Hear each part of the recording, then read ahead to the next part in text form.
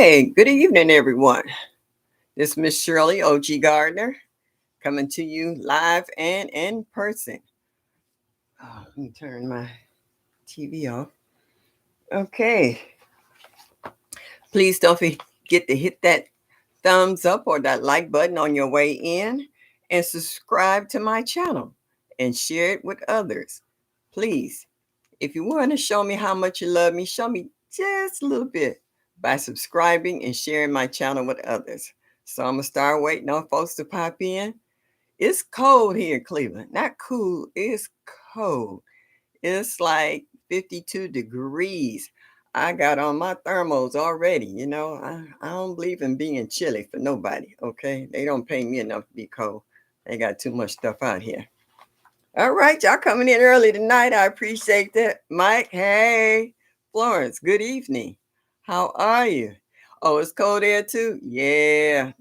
Today is supposed to be the first day of what? Fall? Winter? One of those. What my calendar say. I marked it on my calendar. I keep a big one with all this stuff on there. First day of fall today. Yeah, and it feels like it. It feels like it. And it scares me about some of my stuff outside this cold sensitive. Hey, Cassandra, South Fulton Gardner. How are you, dear? Glad you're here. Um, yeah, because I have a banana plant outside. I have, oh, shoot, a couple of sensitive plants, exotic flowers that normally can't take our cold here. They had to come inside. I have some cold hardy mums, and some of them aren't. Um, I'll bring my geraniums too in. I'll let them overwinter. I'll knock the dirt off of them and bring them in the house for the winter as well. Steph Shockley, what's up? How are you? Okay, you want to jump in and say hi? Have a great live view. I appreciate you coming in. Hit that thumbs up on the way in or the way out. Either way, I take it. Okay, I appreciate you coming in. Yeah, it's supposed to hit 40 tonight. Yeah, and that's why I'm scared about some of my stuff to bring it in already because the temperatures here in Ohio ain't playing. They ready to plunge already, and it's not even the end of September. And normally September is Indian summer. Not this Indian, not this summer. So yeah, I hit 40s at night this week. Yeah, I can believe that. Like and share with love. Thank you. Here go an internet hug. Thank you. Can't give you too much. My granddaughter get jealous. I had to say them for my grandkids.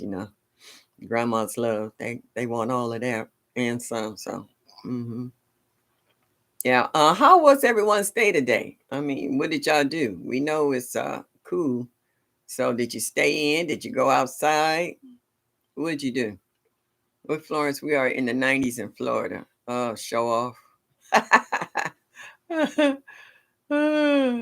Yeah. Oh, now what's so crazy about it is that, hey, Maria Graham, thank you, sweetheart, for showing up. Yesterday, it rained yesterday morning early, and it rained hard. It rained real hard, and then it stopped, and then it got humid as all get out. I'm talking about you didn't even have to do nothing. If you sat still too long, you had sweat pouring off of you. You could feel the humidity. And then when you woke up this morning, it dropped like 20 to 30 degrees difference. It's cold. It's downright cold outside. Yesterday I was down to a tank top and shorts. Today I'm looking for long sleeves and long johns. It's just crazy. And this is the beginning of the cold and flu season, which is scary because some of it from the symptoms they can't tell if it's COVID or just flu or if it's just a cold. So it's going to get ugly, real early this year. It seems like. All right, I see y'all saying hello to one another. Or would you say, Mike, you stayed in, put extra blankets on? But I know that's right. I keep a comforter at the foot of my bed. So if it gets too cold, I can reach down there and grab it and pull it all the way up to the neck. Okay. I don't have a problem with it. And I will pull out my old fashioned cotton granny PJs. 'Cause I don't care what people say, they warm and they do the job. Mm-hmm. Oh, okay. Fun. She dropped some seeds today and planted some seeds. Yeah, well, I guess 90-degree temperature I would be too. Yeah, it was 95 degrees today in South Carolina. Oh, y'all just showing out. We over here looking for snow and ready to pull out space heaters, and y'all talking about heat waves. 95, too hot. Yeah, you got that right. I'm good between 75 and 80. Well, maybe 85, not too bad. As long as the humidity is not high, I'm good with that. Um, yeah, I stayed in the house today. Like I was out in the yard yesterday, and let me tell you what was funny. Now I did a video about how I'm clearing out the weeds in my food forest, and I got them cleaned out real good. Uh, I got some cardboard. My neighbor's been giving me their cardboard, which I've been asking and requesting. Um, and then I put down some preem underneath it to help slow down whatever seeds that hasn't germinated yet. And I got to this one pot and it didn't move. I was like, oh, snap, what's wrong with this? And what had happened was the roots had grown out the holes into the ground. And I mean deeply into the ground because one, I was able to kind of slide and pull in the few roots it had sent out, it snapped. But this one wasn't budging. I mean, I was twisting the pot and twisting the pot, and that bad boy said I wasn't about to go anywhere. So I saw my neighbor pull up and park on the street, and I grabbed him. As soon as he jumped out the car, I said, I need your muscles. And he laughed and he said, what you need me to do? I said, I want to put this cardboard down, but I can't get this pot out. So he tried pulling it and it kind of cracked the lid around, them laundry tubs. I said, honey, I ain't even worried about that. I said, I'm trying to move this pot. So he couldn't pull it either. So what I had him to do was tilt the pot over as far as he could. It was an apple tree. And I took the pruners and I cut the roots off and we were able to pull it out. So we pulled all the pots out and I had cleared out all the weeds, put my preem down, and I put my cardboard down there. And then he slid all the pots back up on top of the cardboard. So I said, well, now my plants got a fighting chance of not having the weeds suck the juice out of them. And I loosened up the soil and stuff. And I'm glad. And I added a little mulch and stuff for it. And it rained again today. So I really didn't have to worry about my garden. But I got a good harvest yesterday with my peppers and cucumbers and all kinds of good stuff. So I'm seeing everybody um, on YouTube. They're canning like who is that? Gina versus Gina, the cowboy candy. And I was watching Best Yet Journey today, where she was doing what they call it, soups, and now how they got a new thing going on for a soup challenge. So my kind of soup is everything in it. Okay, like when we was kids, my mom used to clean out the refrigerator once a week. I don't know what's wrong with this. I'm trying to get my phone going here, y'all. Um, she would clean out the refrigerator and everything that was in the refrigerator, she threw it in a pot. If there was leftover chicken, she threw it in there. If there was some leftover hamburgers, she crumbled it up in there. If there was some string beans or rice or leftover mixed vegetables, she would actually throw it into the pot. And then what she didn't have in there, she would cut up like sweet potatoes or what have you, and add it to it to make a broth. So yeah, and then she would make a big pan of hot water cornbread, you know, and and that was dinner, and it was good too. Let's see who else then popped up in here. He said, "Oh, Mike, you gonna make some pasta sauce from your garden?" Okay, yeah, those roots were strong. Hey, Odom Homestead, hello. Thanks for stopping in. I appreciate that. Said Maria, you can some string beans. All right, green beans. Okay, same thing. Uh, oh, I know y'all not calling me. Sorry about that, y'all. I'm supposed to be streaming, and they sitting here sending me some junk. All right, this is crazy. My phone is acting up. It's. I think my phone is illiterate. It does what it want to do. Okay.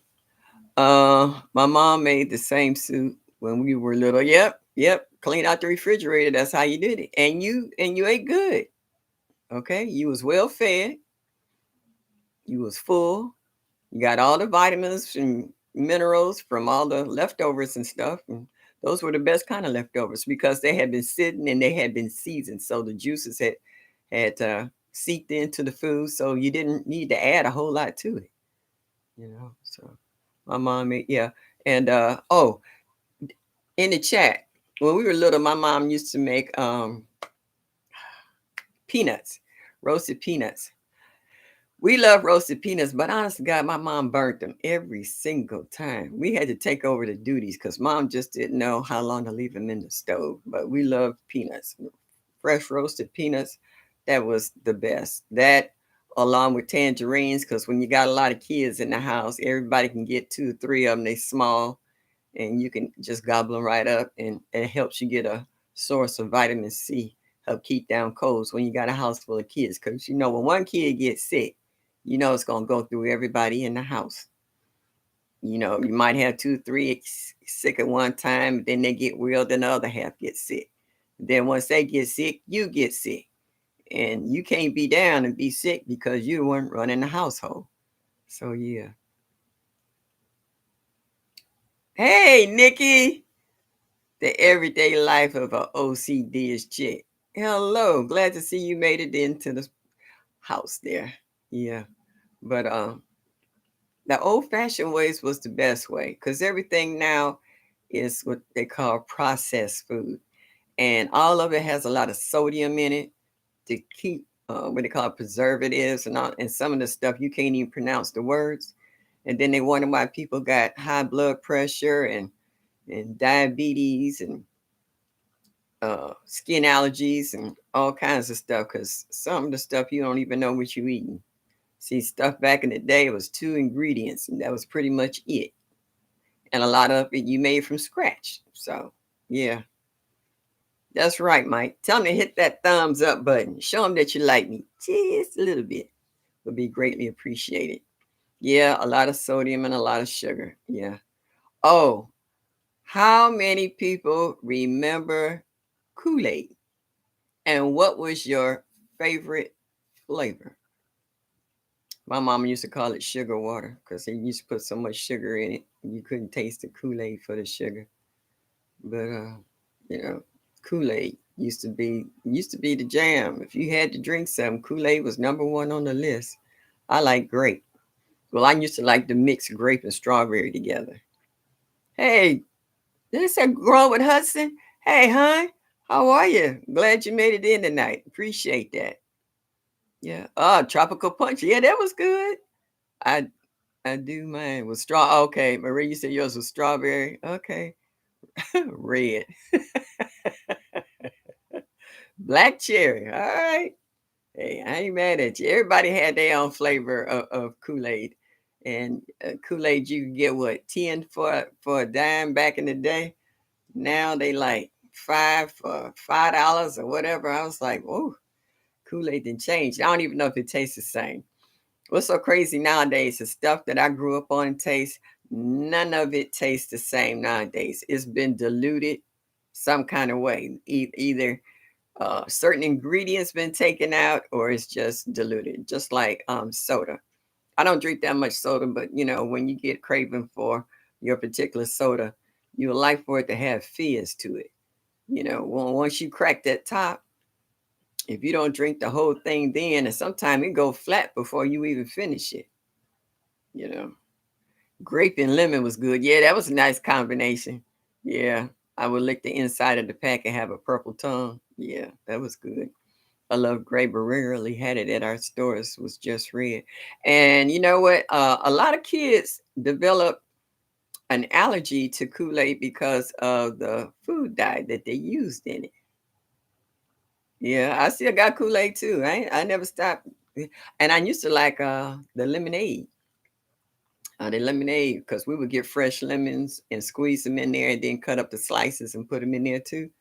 And then they watch the slices of lemon change different colors or whatever color the Kool-Aid was. I like for my soda to burn the back of my yeah. Hey, I like for it to burn my nose. Okay. You ever drink a pop and the fizz go up your nose and you doing one of those, you're almost looking like a crackhead going from the fizz going up your nose. Yeah, that's the way I like. And back in the day when we was coming up, my mom's favorite soda was RC Cola.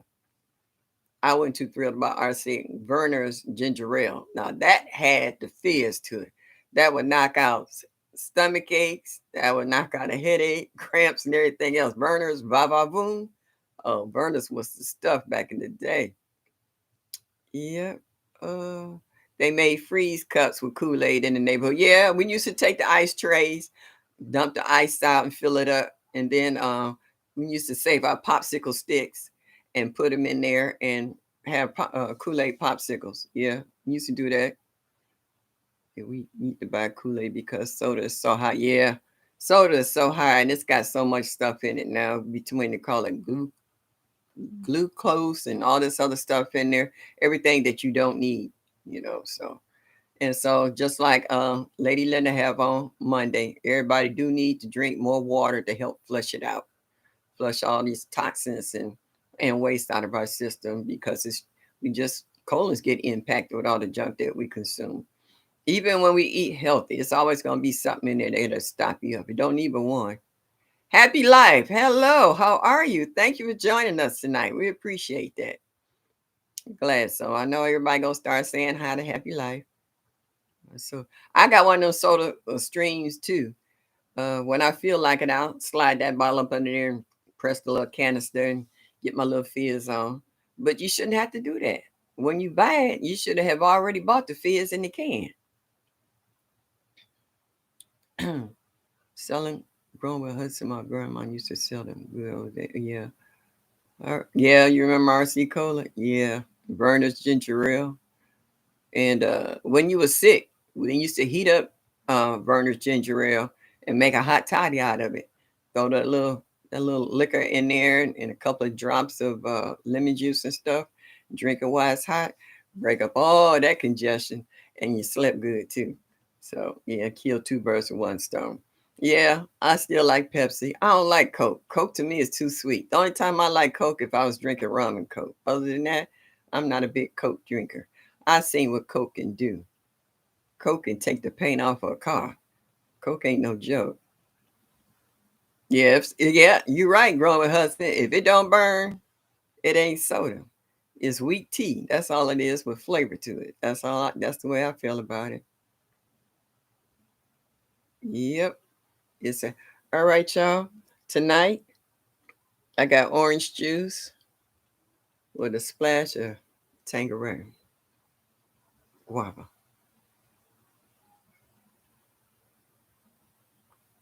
Oh yeah. Oh yeah. Hey. Mm.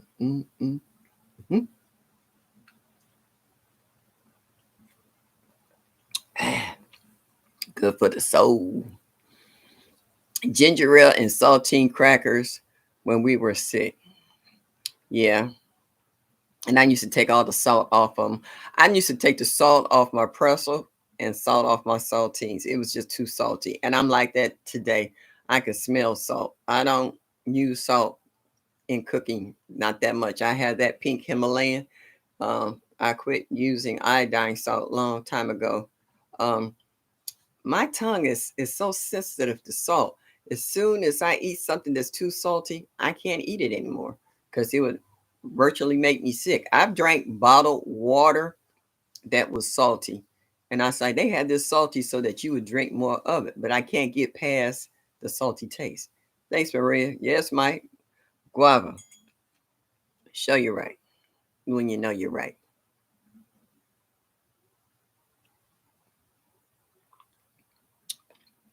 Yeah, Verner's ginger ale is not as strong as it used to. Like I said, I've tried all the stuff from back in the day or today, and a lot of stuff is just not the same. It don't taste the same. It don't react to your body the same. Yeah, Coke will remove the corrosion from a car battery. Yeah, it will take the paint off your car too. If you say must, yeah, guava.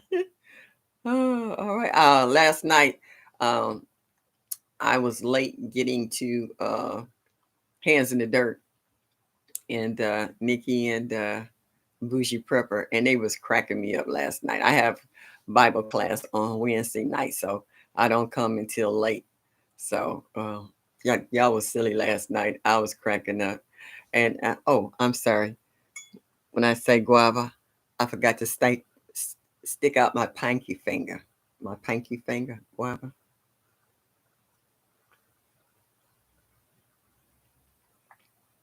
Thank you very much. Otis Homestead, believe it or not, I actually have castor oil in my medicine cabinet right now. Um, it does the trick. It's natural or organic, as people want to say, and it will work all the cold or whatever you got in your system out. Yeah, you'll get a slight case of diarrhea, but it's flushing everything. It's pulling all that fever. It's pulling all that illness out of your body, and it's pulling it through. And you follow up by drinking enough water and staying hydrated, flush your system out in a day or two, you back to your old self. I mean, nowadays you get cold and get sick and stuff, and it just sucks the life out of you. It just drains you. You have no energy to do anything. So yeah, I still use castor oil. You know, like you said, if it ain't broke, don't fix it. You know, because some of this other over the counter, what they call it, OTC, I'm not sure about what's in this stuff. And it doesn't seem to work, and it seems like it takes you a lot longer to recuperate. You know, so yeah. Yeah, my garden, since it cooled down a little bit, my garden kind of took off a little bit. Yeah, that harvest I did the other day was awesome, and I got another okra off of there too. They giving it to me one at a time, but you know, some beat none, so I take it. You know, even if I eat it fresh right off the vine right there.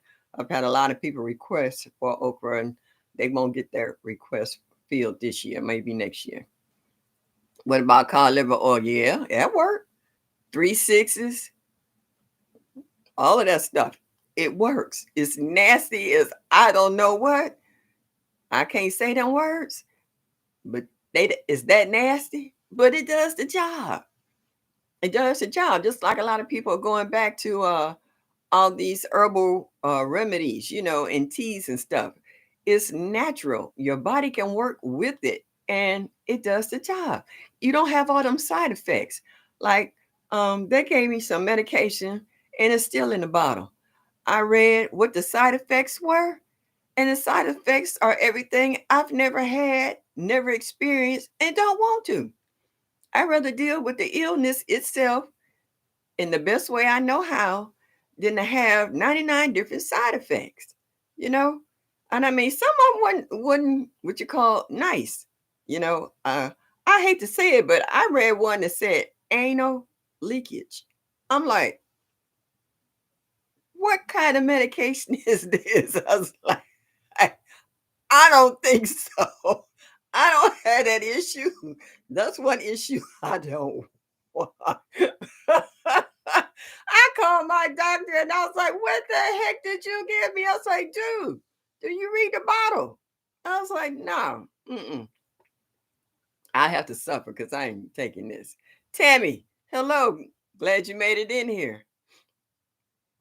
Yeah, they got some stuff out here that I'm like, uh, no, heart palpitations, severe headaches, blurred vision, sleepiness, do not operate. Who operates machinery? No, I'm gonna take that back. There's a lot of folks under the influence of a little bit of this, that, and the other right now. But if it's legal drugs, I'll put it like that. Who takes that and then go out here and try to operate stuff? They got a death wish. You know, I don't never want to take anything that's gonna put my life or anybody that's with me's life in danger. Yeah, you got a few idiots out here, but for the norm, for the most normal people, won't take anything that's got side effects. They rather stay at home, especially if it's the first time they're taking that medication because they don't know how they're going to react to it, unless it specifically say take at bedtime which means they know that you're in the bed and that you're not harming anybody, okay? Unless you fall out the bed and break your arm or your leg or something like that. That's on you. But as far as harming anybody else from taking that medication, that's a whole different story. Uh, on gangrene, lower part, blood sugar. Yeah. You learn to eat healthy. You learn to monitor your eating habits and change them if you got to. I mean, if it's a life or death situation, if you are borderline diabetic, and if you could prevent from being a diabetic, then you need to make those changes. There's a lot of people out here that don't. I retired from a hospital, and I used to have patients come up to the counter because we used to sell candy bars and stuff. And I look at them, and I'm like, I didn't see these people's chart. I said, "Aren't you a diabetic?" They're like, "Yeah." I'm like, "Go on back to your room. You can't have no candy. What is wrong with you? You can't even have orange juice. Please go back to your room." And they be like, "All right, I'm like, "Really?" I got an uncle who used to come over here, go to the bar. I'm like, "Get away from my bar. Auntie's not gonna kill me. You gonna sneak over here to drink when you know you ain't got no business." People with some of these diseases and disorders, they don't pay attention to their doctors, their family, their friends, until it's too late. That dear uncle I was talking about, well, he's no longer with us because he had a triple bypass, whole 9 yards. Do you think he would get his act together? He thought he was invincible. Yeah, he's wearing food now. So hey, Roro, what's up? Hello. Glad you stopped by to say hello to Miss Shirley. I appreciate it. Cassandra South Fulton Garden. I just like saying that long name. Yeah, yeah. What you say? Side effects of blood sugar, miss, is your private right? Yeah, well, I'd rather keep my privates dusty with cobwebs than rotten falling out on the floor. Believe me. Diarrhea and vomiting. Yeah. Oh, I caught that, Odin, when I went to the Dominican Republic. Let me tell you what I did. The whole time I was there, I followed the rules. Don't drink the water. If you wanted water, they had bottled water in your room.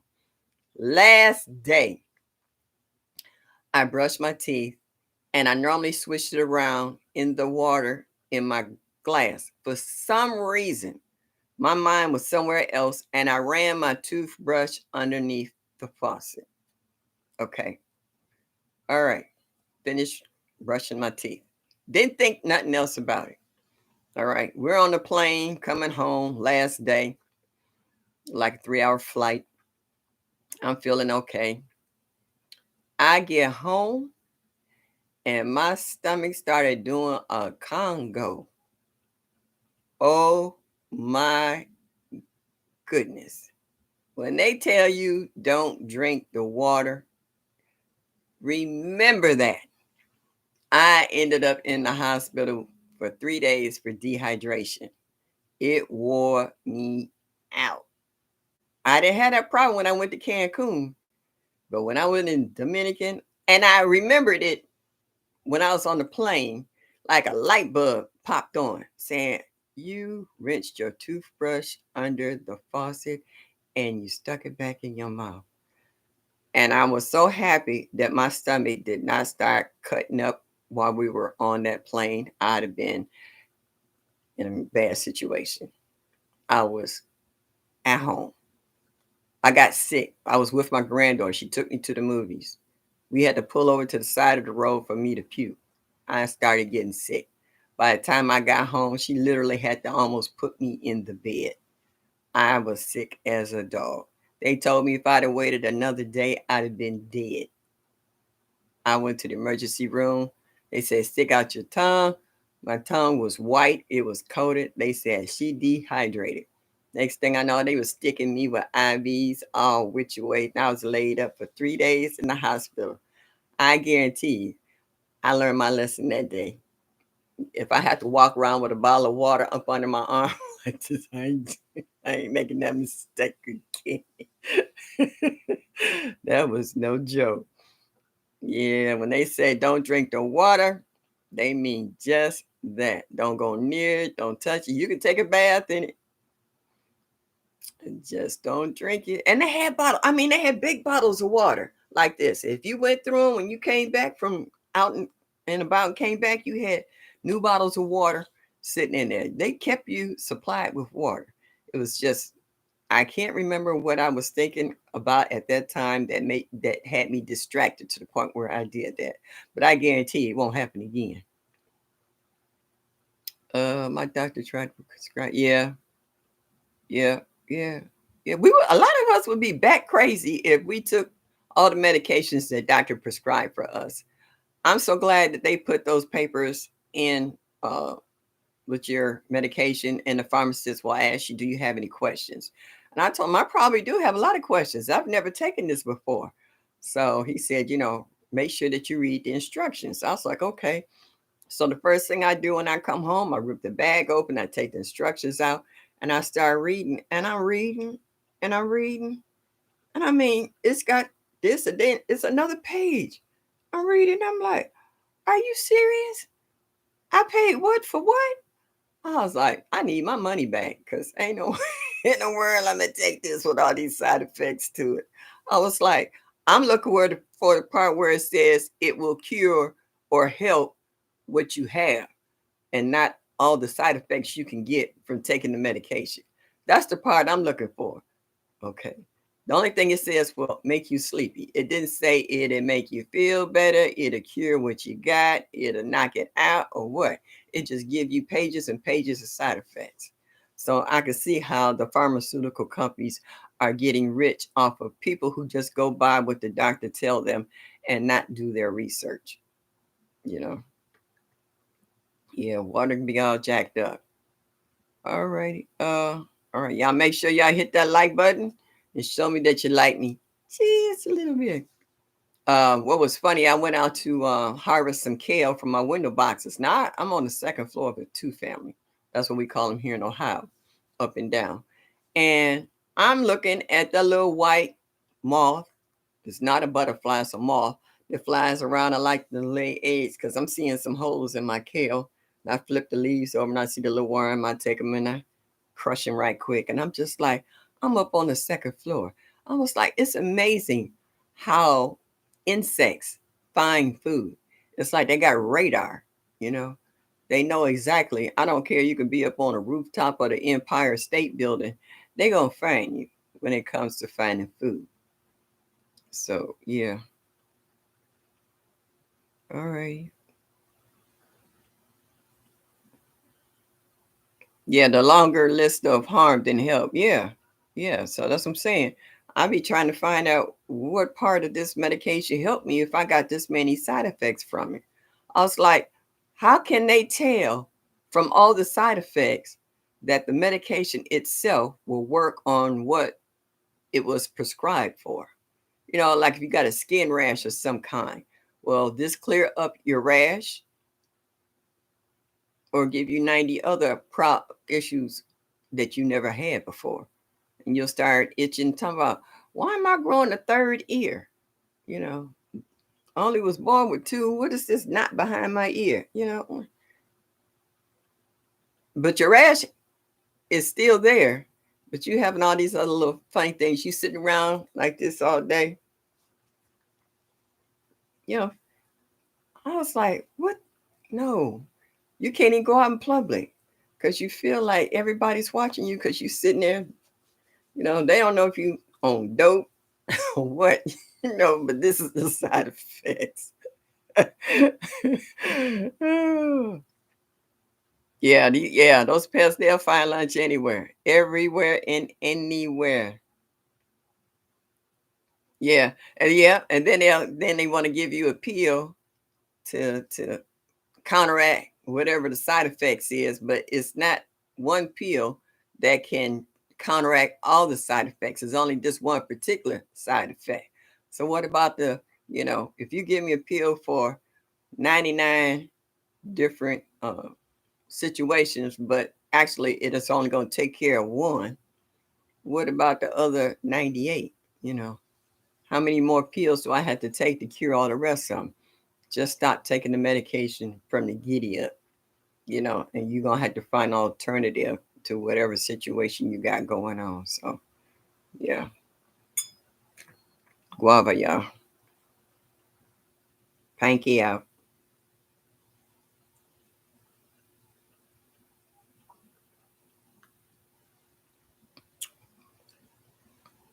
All righty. Okay, how many of you folks in the chat actually can? Whether it's pressure cookers like Presto or All American, or whether you're doing hot, what's that, water bath canning?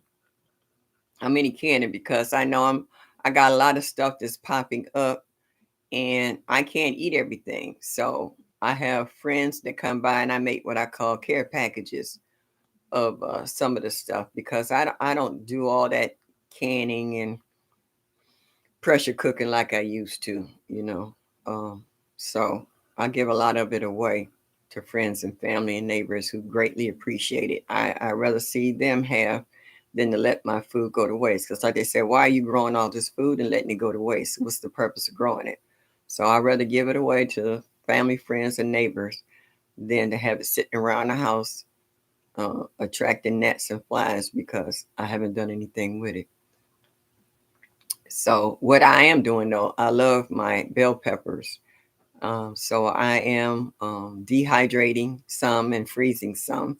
And I actually want to puree some and put it in an ice cube tray and then freeze it and then dump those into a bag. So when I want flavor of bell peppers, like in stews or soups or roasted stuff, I could just drop a cube or two in there and get that flavor. Because I feel sometimes that when you freeze bell peppers, they can get mushy, even if you freeze them right away and then take them out and then freeze them again. To me, they still seem mushy. So I figure if they're going to be mushy, let's take it all the way to the hilt. You know, put it in the blender, throw a little olive oil in it, and put it in your freezer trays, and you still have the essence of bell peppers. So, because I love chili, and I definitely love the flavor of bell peppers in my chili. Um, yeah. Okay, so we got a lot of water bath canners in here. I'm looking to buy a steam canner. All right, I got an old fashioned water bath canner, but I do have a what's that? A Presto 26 quart that I got to break in. A water bath can. Haven't been brave enough to pressure can yet. Yeah, I understand. TLC in the garden. She lives here in Cleveland also. I'm east side. She's on the west side. I've been to her home, and she does pressure canning.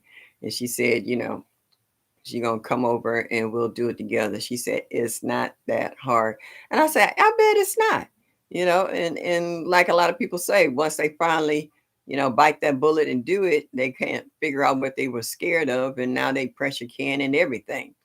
But I haven't gotten that far, so water bath canning is not an issue. Okay, but the Presto and the watching the steam and putting on the weights and knowing your elevation and all of that, yeah, that's actually more than what I want to do when I get to cooking. Okay. So if I do it with somebody, then they can, watch me do it step by step, let me know what I'm doing wrong, and then I can actually take it from there. Yeah. You want a steam canner? I seen the one that Lead has.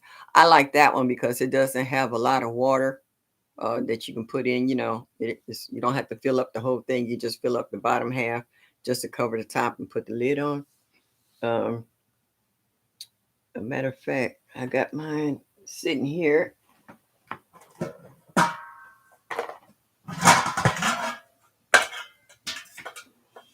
Uh, this is the one I got. This is the old fashioned kind that we had with the lid on it. See, I see a lot of the ones who had the stainless steel with the clear top to it for water bath canner, but this is old school right here with the lid.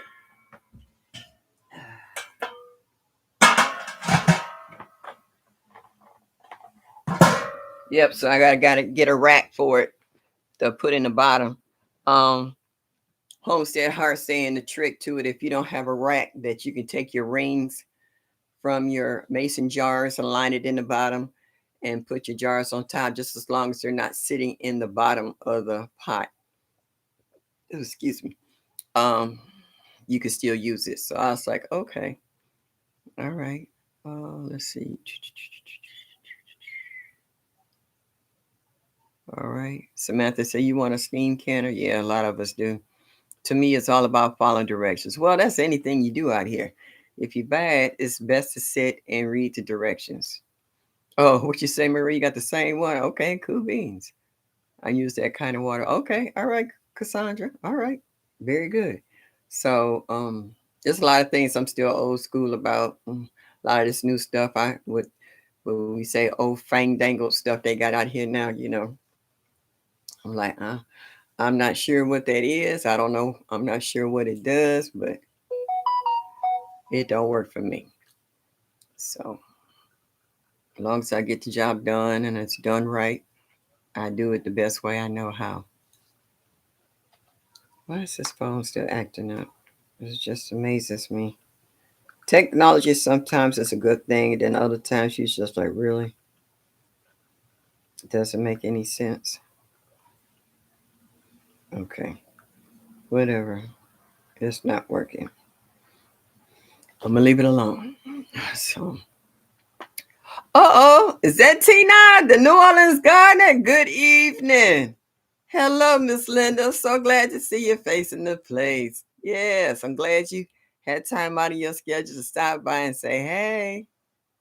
Yeah, we're talking about pressure canning and hot water bath canning.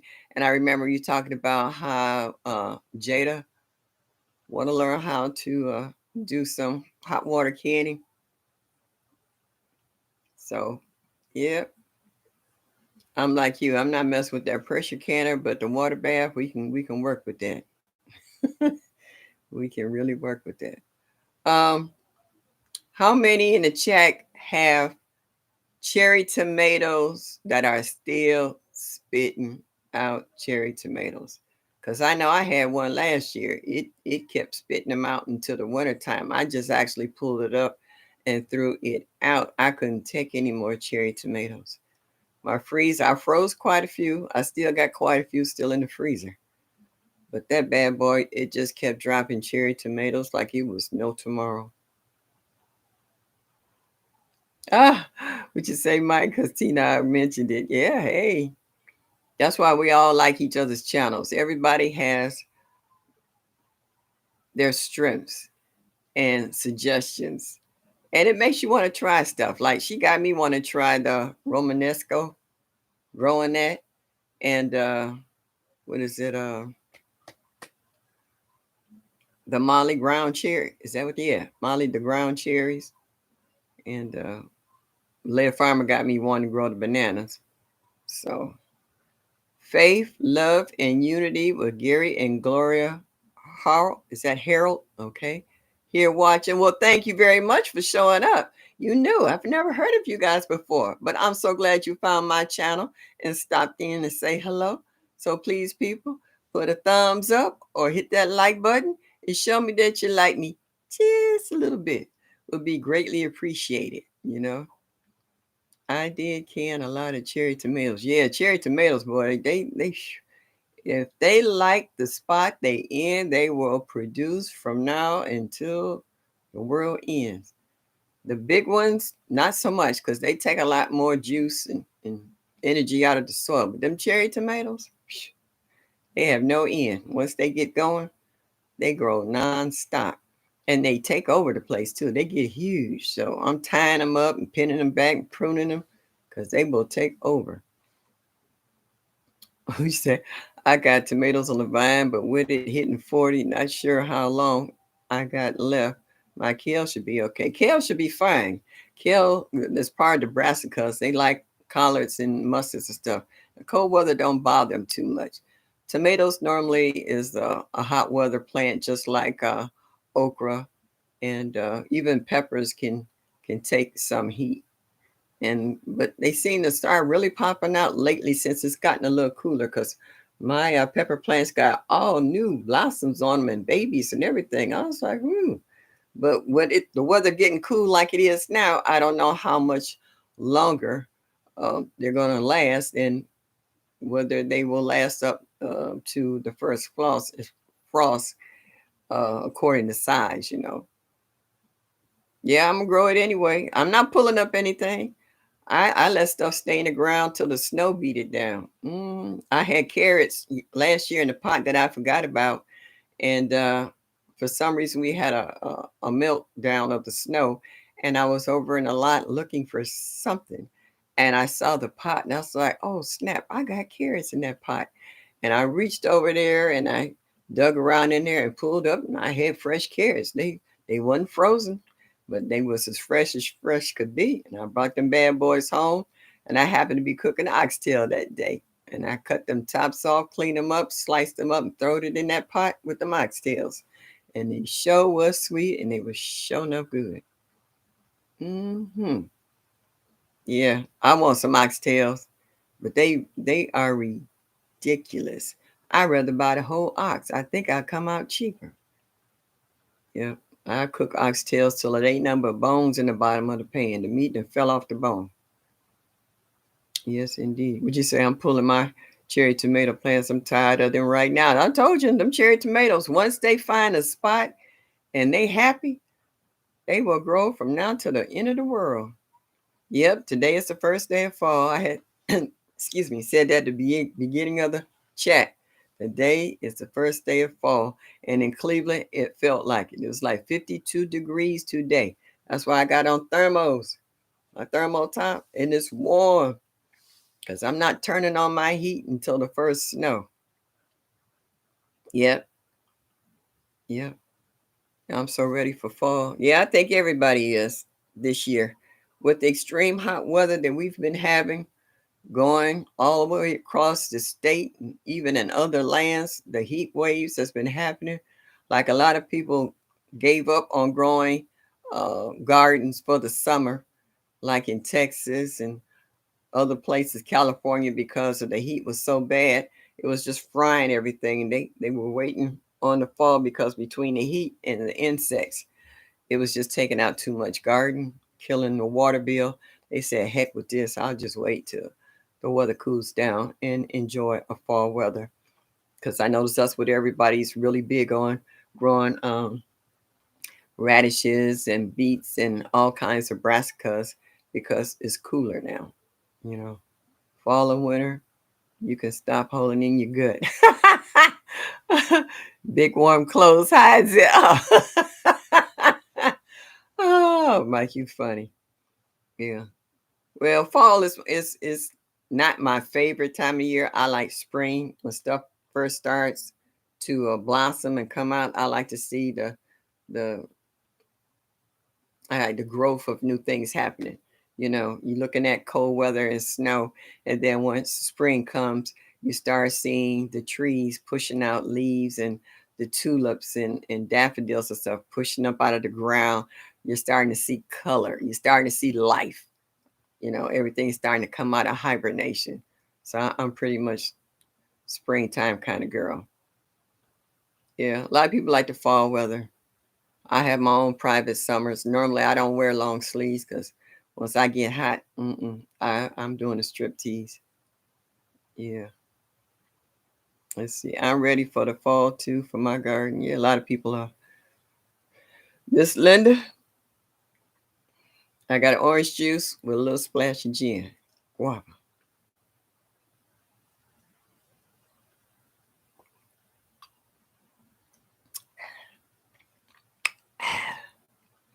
As the kids used to say.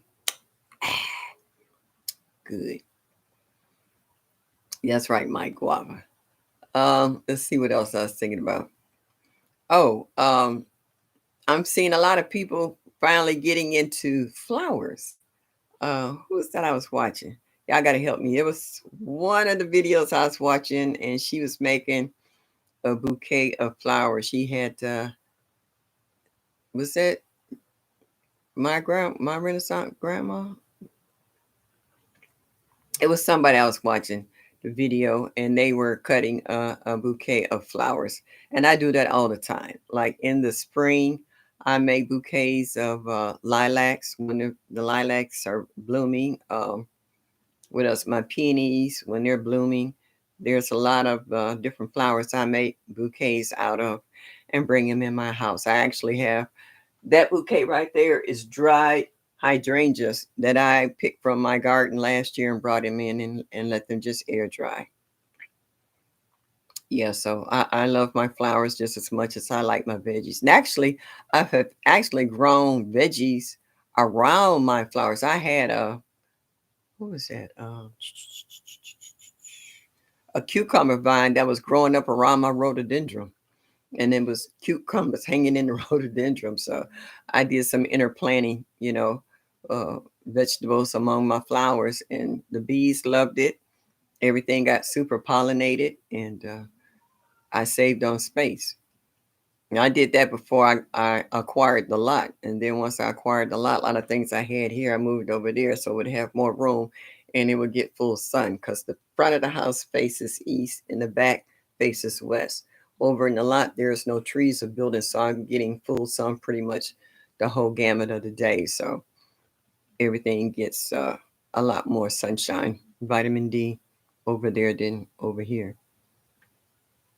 Yeah, colors all over the place. Like in a minute, my Japanese maple in the front yard will change from a red to a gorgeous yellow, golden yellow. And people actually slow down and take pictures of the tree because it just be absolutely fabulous. And I'll cut off a few branches and stick it in some water with some other plants. It might have been Food by Faith. I'm not sure. I watched so many videos today. I ain't kidding. I was watching Gina versus Gina, and I was watching a Best Yet Journey with her soup and stuff. And I've been watching a little bit of everybody, and those late nights hanging with TT Herman. That girl is crazy. Her and her dog, they just cracked me up. I was like, everybody got a pet or craziness. Oh, she left. All right, Annie was over in the corner asleep. She left. She mad at me today, so she'll get over it. But my favorite is Dex, Brandon's dog. He's so cute with his little bad self. And I laugh at um, Ann Dale with her geese and ducks tearing up her garden. She planted everything and they came and ate everything and she had to replant. Been there, done that a couple of times. Yeah, I understand. I started growing flowers and house plants before growing fruits and vegetables. I've always had house plants because my mom always had them, and my son has them too. Is that La Gloria? Oh, thank you. Oh, I appreciate that. Yes, I do love my flowers. And my latest series of videos I've been doing is house plants.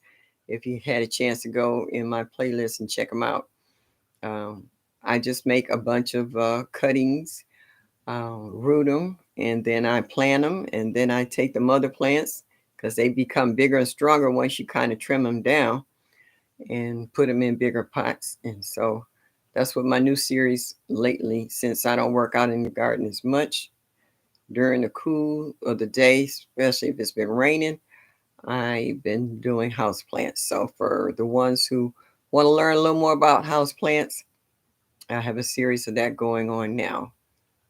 I just acquired three new ones. I need house plants like I need a hole in the head, like I need another tomato plant, but it's just something I love and I enjoy, especially in the wintertime.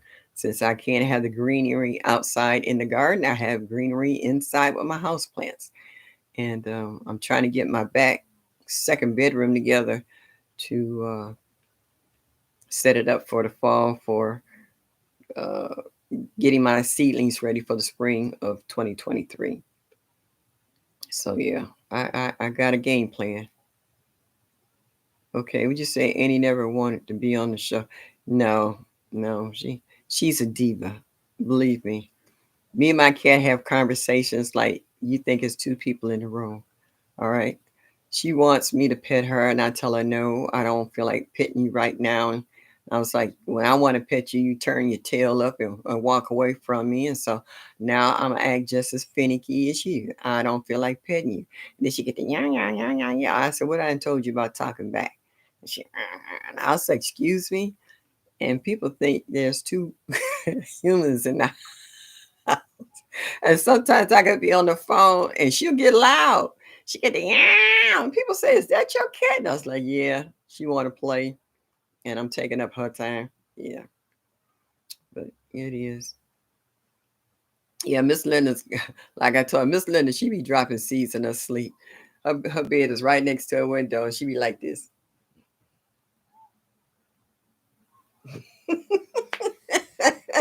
That woman knows she could drop some seeds.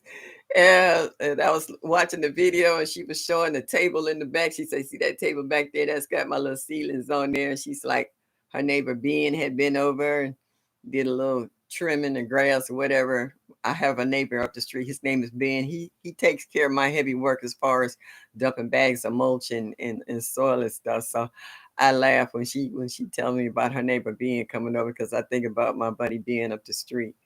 So yeah, yeah. Miss Linda be dropping seeds in her sleep. She'll be pulling out something from Baker's Creek. You know, she knows she got some serious seeds going on. But they all live outside. Yeah. Oh, girl, you ought to see my front porch. You can't tell which is vegetables and the flower pots. I got so many plants on the outside that if you've been watching my videos, I've been repotting. I'm trying to figure out where I'm gonna put all these things when I bring them in the house. I was like, I done bought all these new plants and planted up all these new babies. I'm like, where am I gonna put all this stuff in? I was just like, okay, I gotta come up with a new game plan. So I've been in the dining room trying to figure out where all this stuff is gonna go. I'll find somewhere for it. Something's gonna have to leave and something's gonna have to move. Cause I have plants in every room. I got them on top of the etagere in the bathroom. I got them in the kitchen. I got them in my bedroom. I got them in the back sunroom. I think I even got it a palm tree in the hallway and the front steps coming up. I got a few on stands in the hallway in the back coming up. So I got plants all over the house. And these plants take the cold here. It can get down to 15 degrees and I leave them in the hallway. I say, if you make it, you make it. You don't, you don't. And they have actually acclimated themselves to our temperature because that palm is a tropical plant. It's doing just fine. I leave it right where it's at. Grow herbs inside Miss Short. Oh please, I got something else to show y'all too. Ugh. Y'all know what that is? I got an arrow garden. Way ahead of you, Mike. Way ahead of you. So Miss Shirley's getting ready for the winter, okay? Like I said, I done washed blankets. Hey, Annie. Hey. Oh, you talking now? Huh? Yeah. So yeah, I'm ready for the winter. Washing sheets and blankets and all that stuff. Winter coats. Oh, you love my coolies? Didn't they come out nice? Oh, they surprised me. I just hope they'll be just as nice inside after being outside so much. Yeah.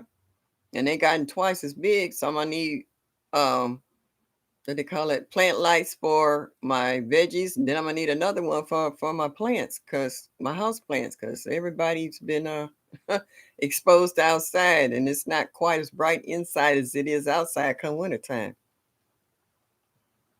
Every day, I know you do, Miss Linda. I know.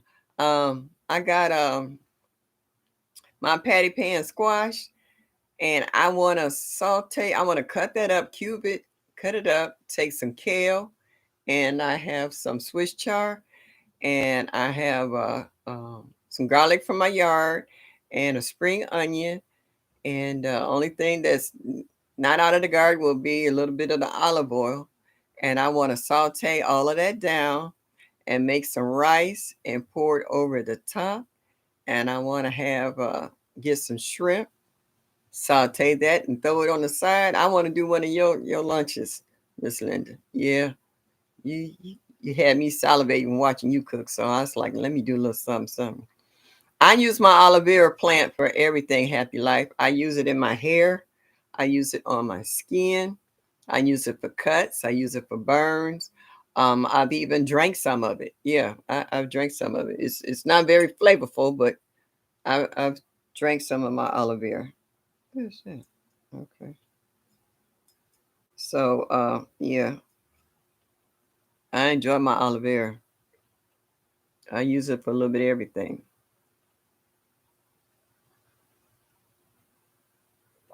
I am a licensed cosmetologist instructor. So when it comes to skincare and hair care, I'm very stern about it because as we age, we use the elasticity of our skin. Um, I was starting to get the jowl, so now I'm starting to do exercises to tighten up. I don't want that gobble gobble and try to tighten up my jawline. I don't mind growing old. I don't mind doing it gracefully the best way I can. But I've seen some people who look way older than what they should because they don't take care of themselves. And I don't want to look like that. I want to look as pleasant as possible for my eye, for nobody else's. Yeah, Tina makes them delicious. And she tickled me with her cheese bread. She got to have her cheese bread. But I enjoy her when she go visit Mr. George. Mr. George, he a hoot. He cracks me up. Yeah, Happy Life. I use it in my hair too. Yeah, I will put it in my hair and let it sit for an hour, and then I'll shampoo it and decondition it with that and let it sit. I'll use a cream conditioner, something that sits in your hair. When you use liquid conditioners, they just run off because your hair is only going to absorb so much, and then the rest of it is wasted. If you use a cream conditioner and make sure you comb it through so that it covers every strand, that gives your hair a lot more strength and resilient than the liquid kind, or even the no rinse. Is still your hair is going to only absorb with so much, and it's not going to do it if it's running down your neck and down your face. So with the cream, it gives your hair a chance to absorb slowly, and then once you rinse it off, you're rinsing off what's left over. But at least your hair is getting some nutrients. Okay. Yeah. Oh yeah. Rough life for ager. Yeah. And I'm gonna tell you how true that is. You know, an alcoholic. Everybody knows an alcoholic when they see them because either their nose is constantly red, eyes bloodshot, cheeks flushed, or what have you. Certain people you can look at, drug addicts, long-term druggies, you can look at them and see the wear and tear that it takes on their looks. Like I seen a woman that was, I think she was only 30. She looked like she was about 65, from being out in the streets. And it just breaks my heart. I was a social worker too for 13 years. So I've seen all kinds of craziness and crazy cases.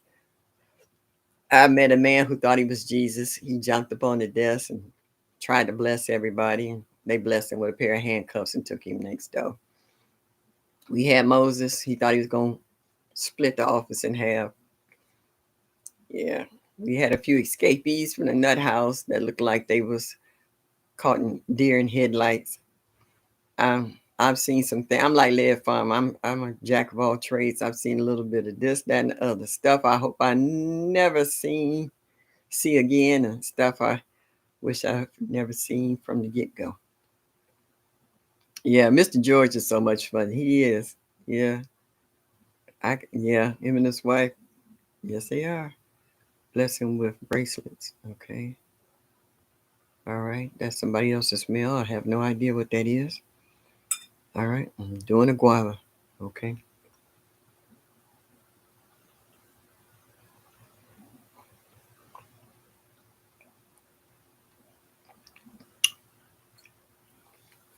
Yes, indeed.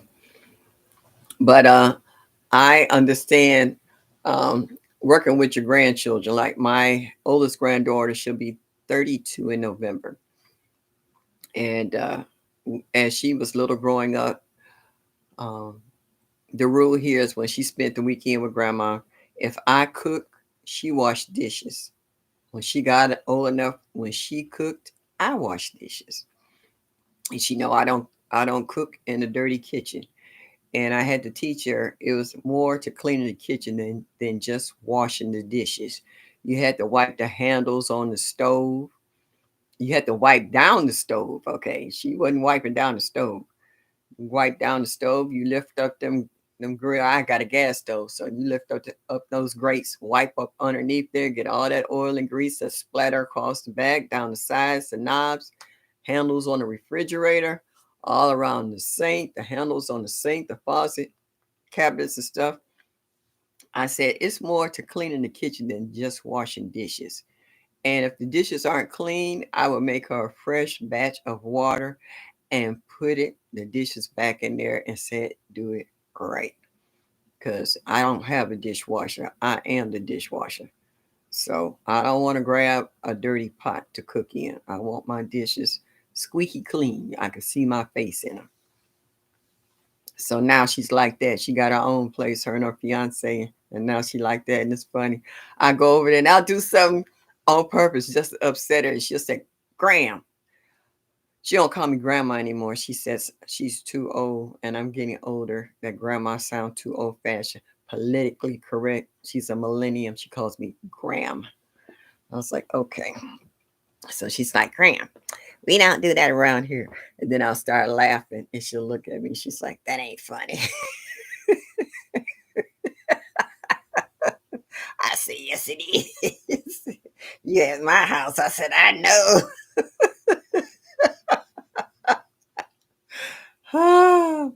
Yeah. I hear you, Miss Linda. Guava.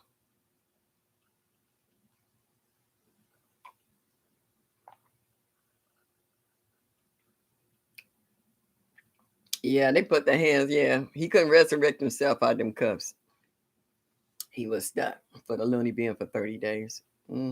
He just he wasn't my. They're like it was two people, two desk partners. You had yourself and your desk partner. We were in twos all in a row, working for the county, and uh, we worked with homeless people. So Dave got him. So Dave looked over at me, and I'm sitting over there like this. And so he jumped up in the chair first, and then the person on the other aisle walked away from their desk, and then he jumped on top of the desk and he started raising his hands like he was going to bless everybody. When he jumped up in the chair, they had already called for security to come in. So by the time security got in there, he got in there pretty quick. He had jumped up on top of the desk and raising his arms to bless everybody. So they asked him to put his hands down, and he's like, he was blessing everybody in the office. And so they grabbed him by his elbows and pulled his hands down and handcuffed him and blessed him on and blessed him on out of there. So yeah, we had some interesting homeless people, not to say the least. We've had some very uh, intelligent homeless people and people who became homeless by no fault of their own. It became of circumstances. And I've heard some sad stories. I've heard some hilarious stories. I had a 6'8" Caucasian gentleman that weighed close to 380, full mustache, dyed black hair. He had glasses. He had on a mini skirt, fishnet stockings, and heels. Come and sit at my desk.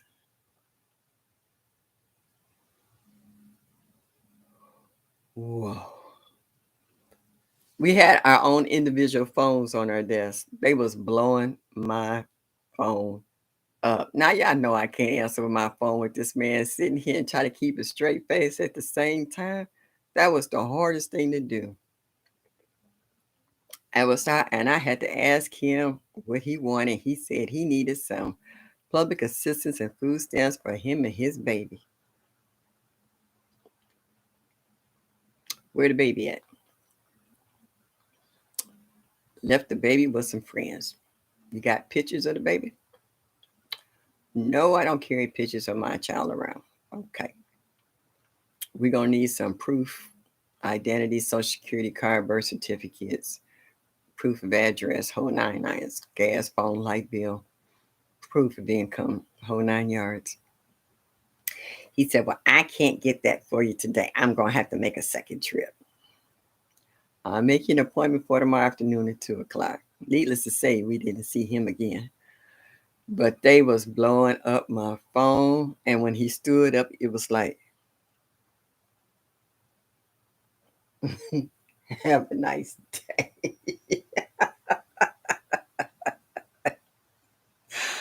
Oh, y'all don't know. My heart was hurting. I wanted to laugh so bad. My chest was tight. I'm trying to keep a straight face. Because when he sat down and that mini skirt hiked up, and then he had the nerve to throw that leg over and cross his leg, I wanted to fall out my chair. And and I had to sit there and be professional. I should have got an Academy Award for that day dealing with that man. That was a hot mess, to say the least. Yeah, Nikki, yeah. Mm-mm. No dishes in the sink. You can't do that. I fell asleep one night, um, and I left a few dishes in the sink, and I ended up getting up at 3 o'clock in the morning, going in there and washing them, and then I was able to lay back down and go back to sleep. Yeah. Miss Linda, Jada ain't nobody but a miniature you. Talking about a 12-year-old with an old soul. So that's you channeled through Jada. You know, already passed through Jody, so now you pass it through Jada. That's your ride or die partner there. Your A Spoon Coon. That's what I call my granddaughter. Folks used to laugh at us. You see one, you see the other. When they saw me with my granddaughter, they saying, "No, you saw us talking to her, asking her what she doing today. She got her boo with her." I was like, "Yep, yeah." No, he didn't have nice legs. They was hairy as heck. They almost looked like Magilla gorilla legs. No, they were so hairy. Hair was coming through the fishnets. My boy was gross. Now la la. La la la la la. La la la la la. La la la la la la la la la. Do do do. And I'm gonna leave it there. Miss Linda, take it away. Hey Lala. Glad to see you made it in here. Dishes are relaxing to do. You know what? I do like washing dishes. I do. I had a water. I don't know about y'all, but old school. I like my water almost so hot you almost burn your hands. I have to wear gloves. I don't wash dishes unless I have gloves on because I like it super hot, and I have to have bleach in my water. I can't wash dishes without bleach in the water. Because mom used to say, put the bleach in the water, keep down colds and germs and all that other stuff. And when you're wiping everything else, you're disinfecting as you're washing. So yeah, I like it. I love it. So I put a half a bottle of soap, liquid soap in there. I have suds and blowing bubbles be floating everywhere. Yeah, everything. You have to really rinse everything, but it'll be clean. I guarantee you that. Yeah, I like doing dishes. No, Mike, I ain't hitting that high note. I'm gonna let Miss Linda do it. I'm gonna wait for her on Sunday. And I'm gonna say, Miss Linda, hit it. I know she can take it away. She professional. Yeah, bleach is a must for me too. If I don't buy nothing else, I like to have a cardiac arrest. I ran out of dishwashing liquid. I went to wash dishes. I said, how did that happen?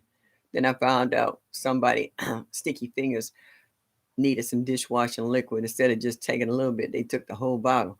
I went to wash dishes and I didn't have any. And I like to have a heart attack because some things you just don't ever run out of. Dishwashing liquid was one of them. My mom used to use soap powder if push came to shove, but dishwashing liquid was a must. That and bleach to have a clean kitchen. What you saying? You are alto. Okay. If I drink a couple more of these, I probably can hit that high note, but it won't be tonight. Ah, happy life. Hey, say if I get a stream yard, I'm gonna have y'all come on here one at a time and see who can do the best note. How about that? Left us hanging. Yeah, I did. What you gonna do? Guava.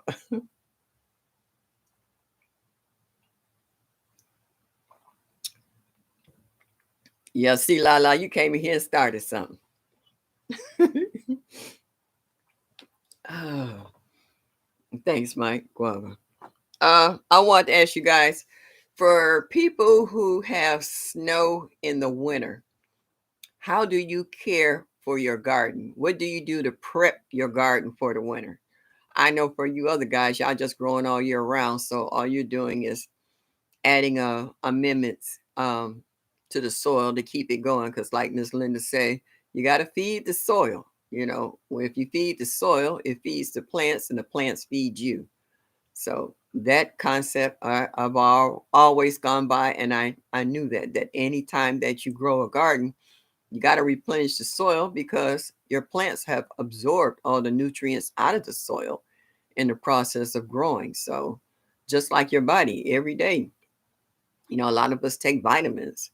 Either we have a deficiency or we just want to keep our health in check. So we take vitamins. So we're feeding the body so that the body will take care of us. And you got to do your gardens the same way.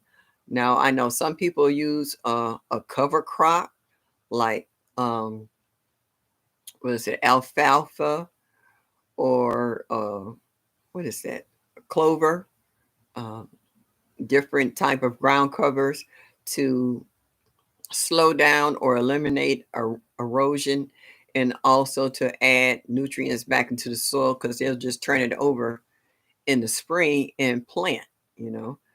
Some people will clean out their beds and cover them with hay to help keep weed seeds out, keep the soil more moist from hardening up so that in spring they can pull that back and either plant a hole in it or they can remove the straw or hay and put it in a compost pile or they can turn it over in the garden. That's also help with drainage as well, especially if it's clean and doesn't have any weed seeds in it.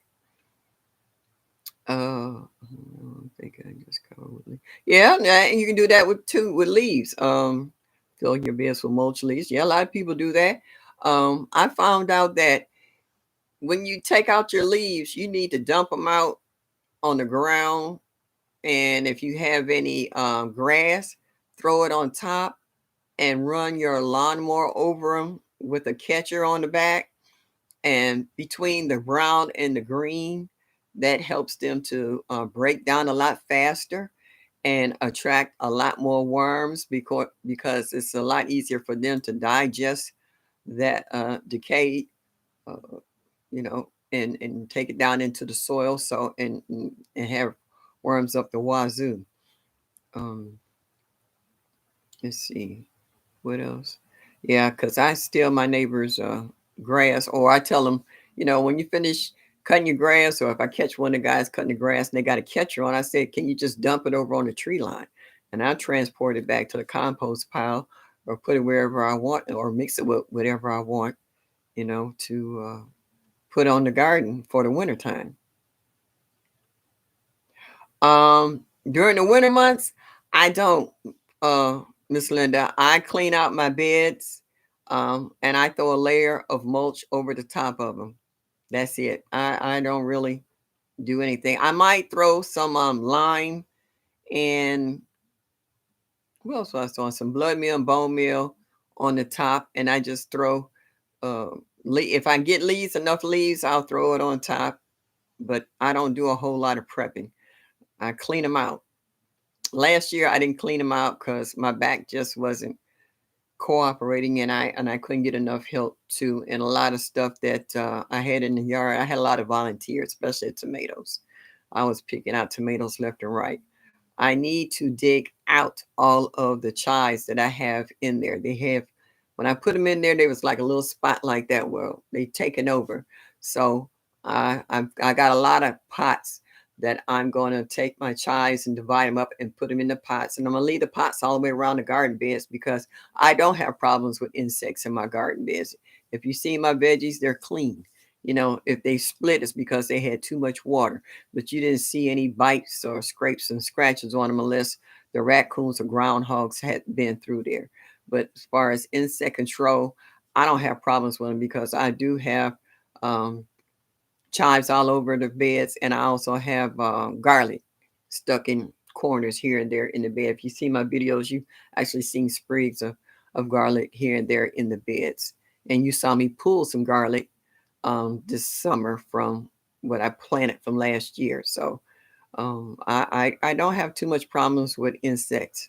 I have more problems with mosquitoes out there that I have to spray myself or go over there more so than bugs. I've never seen those hookworms that y'all show. I hope I never see them in my garden. I've never seen those before until I started the garden club. I really didn't. I never knew what those were. And I didn't know just how much of a camouflage that they were in the garden, how well they blended in with your tomato plants. And what was I watching one night with Ann Dale was going through her garden with the black light looking for the worms and stuff. That was funny. I enjoyed that, but that was funny at the same time. And I understand sometimes people think as gardeners that we're crazy for the stuff that we do, but they be the first ones with their hands out wanting a bell pepper or a tomato. So yeah, I laugh right back at my no. How about that? Mhm. Yeah, so people use all kinds of stuff to cover their garden beds with. And at one time, Miss Linda, I used to actually take burlap and stake it out across my garden beds. And I might go back to doing that because what I liked about it, it caught all the fallen leaves from other people's yards, and weed seeds would sit on top. And if I pulled them up, it would the roots would be attached underneath, so you didn't have to individually pick them out. So yeah, and I have some of that tool that I might put across there too. I have a lot of methods that I could use to help prep my beds for next year. Hopefully, I get a chance to get it done before the first snow, cleaning them up real good. Mix the olive oil with orange juice for drinking. Uh, no, actually, what did I mix it with? It wasn't orange juice. It was mango. I used mango, and it was pretty good. Yeah. Yes. Yeah. Yep. As soon as you pull the onions, the pest came in. Yep. I don't pull my onions. That's why they taking over, and I gotta pull them up because they're happy there too. And like I did a big trimming of my oregano the other day, and I did not know I had that much more space that I could have grown something else in because I let them take over. So I'm digging that out too, and I'm leaving it right there in that same area. I'm just gonna put it in a pot because my chives and my oregano have become invasive. They're doing the job, but they got too happy and they're taking up valuable real estate. So I can plant some other stuff in it. So yeah, I'm about ready to pluck that cantaloupe and do a taste test on that. I'm really excited about that.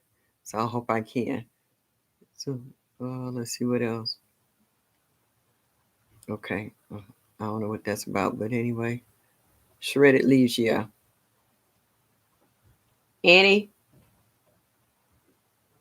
Okay. So yeah, shredded leaves and grass. I used to spread them out in the field and then run the lawnmower over it with the catcher and then sprinkle it out. Breaks down a lot faster because I had a corner. I have hard pan clay, well, used to.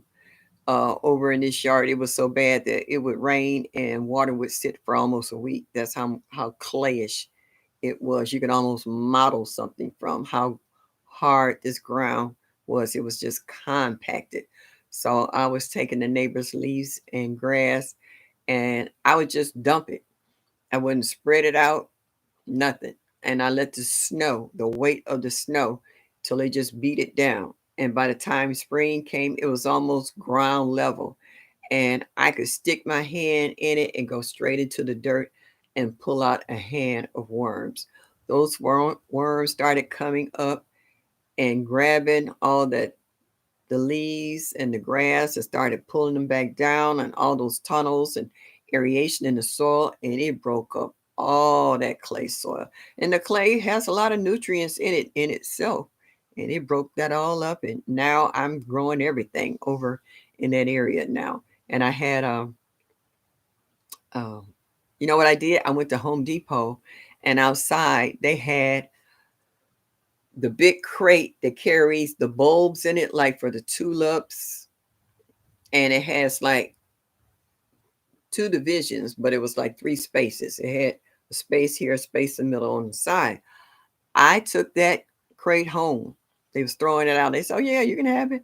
I took it home, wrapped the whole thing in chicken wire to keep the rodents out, and I filled up each one of those compartments at the bottom with old tree leaves and stems and stuff, and then I put dirt on the rest of it, and then I turned it into a compost bin. I started putting all my veggie toppings and stuff in one. I started putting all my dead plants and stuff in another, and then I left the other one on the end to turn from the other two, and just kept it going. And I turned it into a compost bin. And one year I threw a melon, I guess, in there. I forgot about it, and all of a sudden it was like Jack and the Beanstalk. Leaves started coming out. It covered the whole compost pile. It started coming out all into the yard. It looked like Seymour taking over the yard. And I had the sweetest, the most beautiful cantaloupes you ever tasted in your life. It was amazing. I actually have still pictures that I took of that, how it just took over and covered my other flower beds. I mean, vegetable beds. I actually had to cut out sections so that my other vegetables could grow, but it just took all the nutrients in the compost bin, and it grew. It was huge. It almost looked like the blob coming out the top, So we don't need, well, nature don't need us. We need nature. That's what I want to say. They'll say, it's all right. So what y'all talking about? My neighbor offered me a composter. I had no idea what it was. Now that that garden, I wish I had it. Yeah, well, you know what? You can make your compost now. You got to be a little creative. You can take a barrel, a water barrel, and you can turn it on its side. Make sure it has the one with the lid on it. Turn it on its side. Cut out the side. Put hinges on it, and put holes in the bottom for aeration. Okay. Uh, and in the bottom, you can cut a hole and take some wire, not chicken wire, but the mesh kind with the real small holes, and put it over the bottom. Another way of aeration, and also you can stick it under there for the compost as it breaks down. It'll fall through the hole, and also when it gets wet, that also can become compost tea. If you put another tray underneath, you can make your own compost. It's just how handy and how creative you want to be, because I've seen it done. I've seen it done, and it was pretty nice. They took like um, two boards, made a cross like this, and set the barrel in the middle. And I don't know how they cranked it up, but they were able to turn it. You know, it's like I said, it's according on how creative you are and how handy you are with your hands. You could pretty much make that out of a steel barrel as well. So it's up to you. Some as we get older, we get a little lazier. We can find something that's gonna make our life a lot easier. If we can pay for it and it don't cost us an arm and leg, it's we bought it. Because back in the day, I built all my own raised beds. I would get pressure treated wood. People say, "Oh, you don't use pressure treated wood in the garden." You wrap the inside of the wood, I would use pond liner and staple it over the top so that there is no contact with the wood.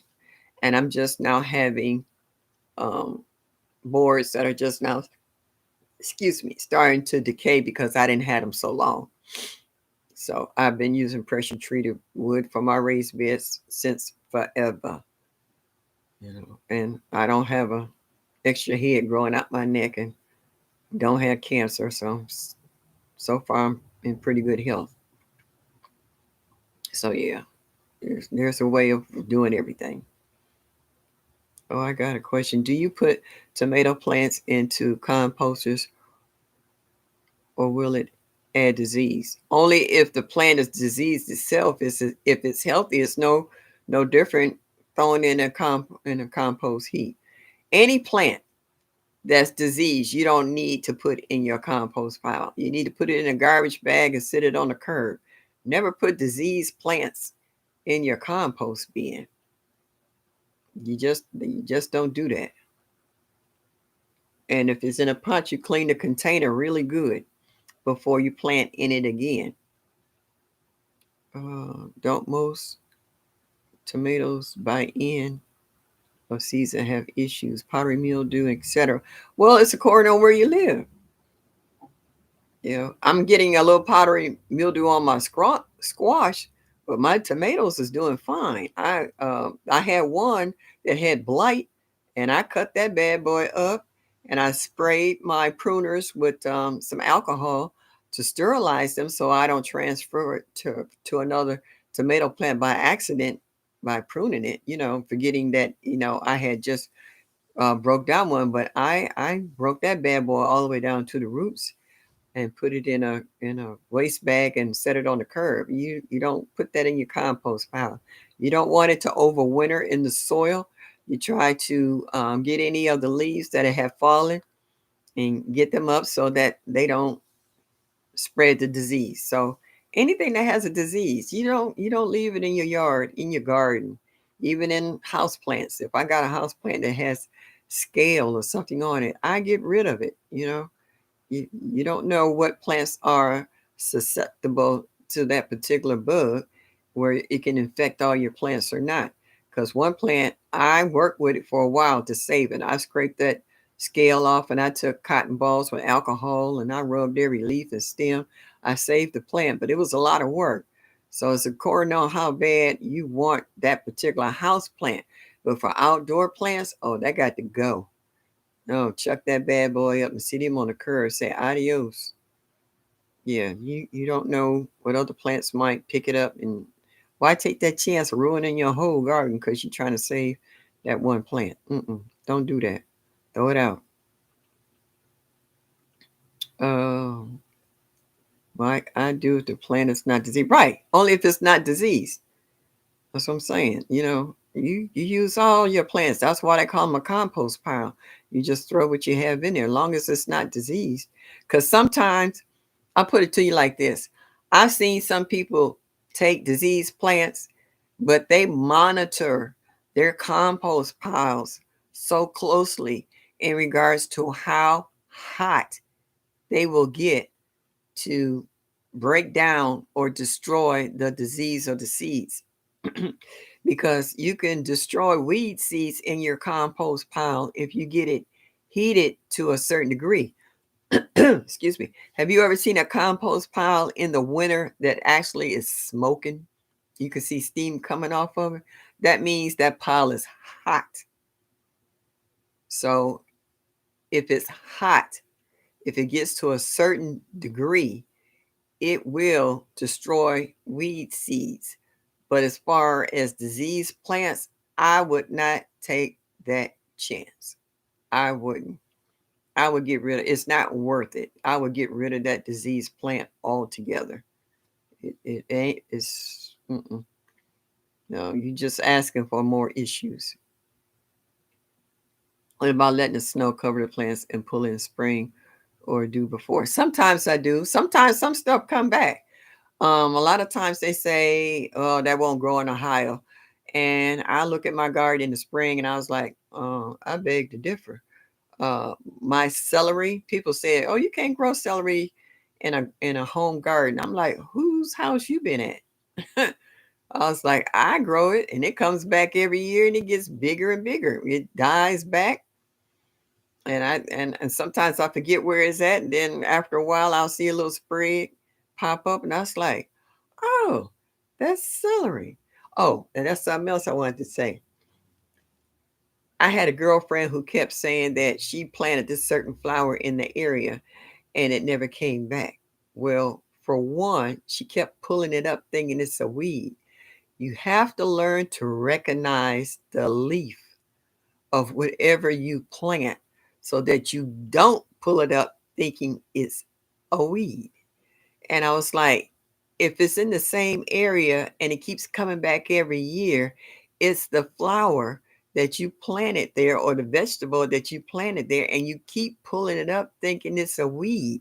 I said, let it grow and see what happens. So she took my advice, she let it grow, and it was exactly what she planted. She said, I've been pulling it up every year thinking these weeds. I was like, no, you have to learn to recognize the leaf. Oh, Nikki, you got to go. Well, thank you, sweetheart, for stopping by. I hope to see you next week. Same bat time, same bat station. You have a good evening. And I'll probably see you later on in the week in somebody else's chat. So have a good evening. Okay. Would you say, Mike, you're a new gardener? Okay. All right. Cool beans. Glad I can help. Yeah. Oh, hey, Latanya Lewis. Thank you. Thank you for coming in. Yeah. So yeah, I've learned that over the years as well. Um, right now, my banana plant has two pups on it, and I've been watching everybody's videos because I want to take them off to get them on their own separate pots. But then I was watching one video Lead Farmer had in regards to how you have to get enough of the root from the mother plant in order to for the pup to survive, and that's the part I'm scared about, that I won't get enough root from the mother plant, that I will lose it. But at one point or another, I'm going to have to try it. And then I got a branch on my Honeycrisp apple tree that I want to try to air layer because it's crossing over another branch. And I know that, and when that place where it's crossing, is the bark is a little bare. So I know it's rubbing up against it in high winds. So I want to air layer the top half so I can cut it loose from the main mother and start me another uh, Honeycrisp apple tree. So yeah, I want to, how do you say, dib and dab and a little bit of everything, you know. I love Roro. I love some of y'all's names. Y'all so funny. It just tickles me. Yeah, so yeah, I want to try air layer. Um I want to get me some more um fig trees. I see everybody with their fig trees. I get so jealous watching y'all with y'all fig trees. I was just like, my two, they started out real good in the spring, and some kind of way they fizzled out, and it just broke my heart. I had a LSU Go and a black fig, and I got into fig trees watching Led eating his black fig tree. Oh, I was like, yeah, I want to try a real fig, and like the kids say, not what's that fig? People think it's fig, but it's not. Fig Newtons. I know that wasn't a fig. That's just jelly, grape jelly with a twang on it. I want a real fig. When I see Miss Linda take her figs and just squeeze them open and eat them, I get so jealous when y'all do that. I was like, you know, I just going to kind of reach through the. I want to reach and say, I'm taking that now. Now, I like to have smell of vision and taste of vision. I think nobody would have a screen. Everybody would be weighing 400 pounds. Yeah, I want to try the fig trees. You only need a small amount. Okay, Miss Linda, a small amount of what? You got to come back and tell me. TLC in the garden. There go my girl. That's all right. You're late, but you're here. Not sure if I ever could taste one. Yeah, I don't think I've tasted the real fig. I want to taste the real fig. I want the true experience of having a real fig. Yeah, I do. Thank you, Latanya. I'm really proud of my little food forest, and you see the 4 new fruit trees I got from uh Walmart. I was kind of upset that I couldn't find somebody with a truck to get up there to get some more of them peach and pear trees before they was gone. They was gone. So all they had left was no a peach and plums. They were gone. They had pear and apple. So I got me 2 more pear and 2 more apple. And somebody was talking the other day about the medley pear or medley plum. Medley plum. I think it was a medley plum. I got one. I got one. Medley plum. Yeah, I got one. I just hope I can keep it. Yeah, and I only had 2 apples that came on my pink lady, and I got a pink lady because Led Farmer was talking about how uh Lady Led like pink apples, and I got 2, and they're ripened and they're turning pink. So I'm about ready to snatch them and get to them. They're kind of high up, so the deer can't really reach them unless they do a Michael Jordan jump up and get them. But I hope I can get a ladder and get up there to them before somebody figure out a way to get them down. But you said the banana root, small amount from the mother. I know. I just don't want to cut into the mother and do more damage than good. Yeah, the banana pup. Yeah. So yeah, we gonna see. TLC, how you doing, sweetheart? How my girl doing? I love your little mini garden on your porch with your little tomato plants here and there. And I still got a pot over here, and I got you some strawberries, girl. You gonna have you some strawberries next year. Because my whole backyard ain't nothing but one huge strawberry patch. And what I did was I just set pots everywhere and I just took runners and just pushed them down in the pot. And now they're taking off and they're filling out. And all I gotta do is cut them little strings. And I got strawberries in pots that I can give away. So yeah. I like the pink lady apples too. Yeah, yeah. So right now I've been giving away my honey crisp for the ones I got here at the house. I'm finna make my own apple vinegar, apple cider vinegar. That's get it right. Yeah. I got one of those contractions like lead hair where you put the apple in there and you can crank it up and it slices the peel and the core so I can drop all of it. I got me some half a gallon. I got a case of half a gallon mason jars from Walmart before they jacked the prices up on the mason jars. So some of them I'm gonna use to make vinegars with, and then I'm gonna do one of the best yet journeys thing. I'm gonna try to make me some kombucha. All right, so we're gonna see about that. I got all winter to play with all that stuff on the inside since I can't go outside and play. But you say you're good. I think my strawberries don't like the sun. The only plant that lives is in indirect sun. That's okay. If it gives you fruit, it don't make a difference. Whether it likes the sun or not. If it does what you need it to do, if it's happy, leave it alone. You got a cute little setup there, but like I got them in what's it 2 gallon black garden pots that they're full. I mean, they're taking over the pot. So if you want to leave them in the pot and let them run or whatever your little heart's content. I just had to call you, find out when you're available so I can do some drop offs. Yeah, kombucha is easy. Call me when you are ready to make it. You Do you make your own mother or did you order? What is it? Not the mother, SCOBY. That's, I learned all these new terms. I didn't know nothing about no kombucha. Uh, I never heard kombucha. I didn't know nothing about mother. I didn't know anything about Scar. Like, what's SCOBY? I was like, is that SCOBY or supposed to be SCOBY or Scooby? Scooby you do? Like, oh? Yeah. So, um, kombucha is easy. Call me when. Okay. I will. That's not a problem. Because we're going to do the pressure cannon first.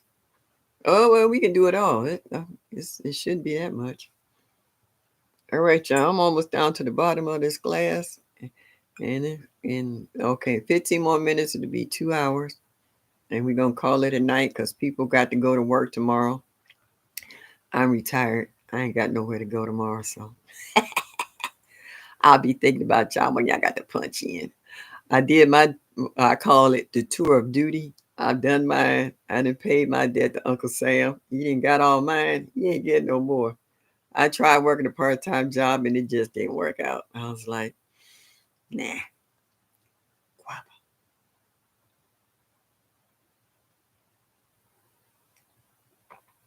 That sip was for the working people. Guava.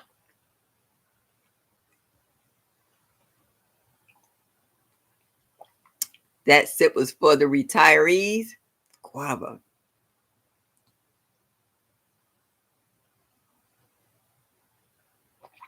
And that sip was for everybody that's in between. Guava. Ah. Yes, indeed. Sounds like a week sleepover to can and make stuff. I know that's right. You said let's take on Michelle. Ah, yeah, my sister and my granddaughter. I know quite a few people who work from home, but you still working. Y'all still got a time clock to punch in. Y'all still got a boss. Y'all got to answer to. I don't have that. I got my nurses. I call them every now and then. They say, "Don't you want to come back?" And I'm like, "No." I miss y'all, but I don't miss the job. Mm-mm. No, I don't miss the politics. I don't miss the crap. Mm-mm. I like a peace. I like a peace of mind, peace and quiet. It's amazing. Like I hear people in the morning, cars starting up, folks getting the kids on the school bus, folks going to work. I was like, yeah, right. I rolled back.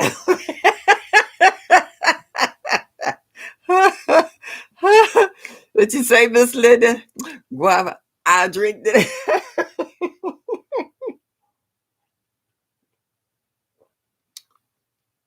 Yes, indeedy. When I get up, oh, I got my water here too. Excuse me.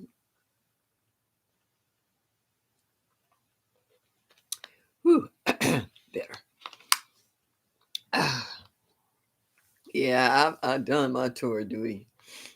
Oh, I try to think about all them years I have worked. I worked since I was before they even had work permits. I was like 10, 12 years old. I had me a job. I've been working truly all my life. Maria Graham, you got to go, sweetheart. Well, good night. Thank you for stopping in. I'll know I'll see you later on in the week, seeing you at somebody's live. I appreciate you stopping by and being and thanks to all my moderators that are still here or the ones that's leaving out. Thank you for your time and energy and coming in and helping out this old lady. And before y'all leave, make sure y'all hit that like button or that thumbs up and show me that you like me just a little bit. Would be greatly appreciated. Yeah. But you know what, Mike? Let me tell you, the garden helped me a lot because when you work anywhere from 12 to 18-hour shifts, when you come home, your adrenaline is like up here. So I would be still in my uniform and I would go out in the garden. I would deadhead some flowers. I would prune a little bit, and it helps bring my adrenaline down.